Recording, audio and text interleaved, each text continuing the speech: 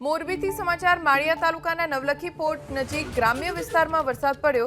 રાત્રે કેટલાક ગામમાં વરસાદ વરસ્યો, જેના કારણે નવલખી અને બોડકી જવાના રસ્તા ઉપર વોકળામાં પાણી આવ્યું। વોકળો બે કાંઠે જોવા મળી રહ્યો છે। વાહન વ્યવહાર હાલમાં ચાલુ છે। બોડકી, વડસર, નવલખી પોર્ટ અને રાજપર કુંતાસી ગામમાં વરસાદ વરસ્યો।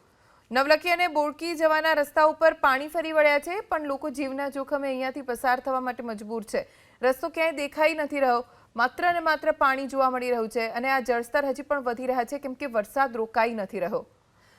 અમારા સંવાદદાતા પાર્થ પાસેથી જાણકારી પ્રાપ્ત કરીશું। પાર્થ, કયા કયા વિસ્તારોમાં વરસાદ અને સ્થિતિ શું છે?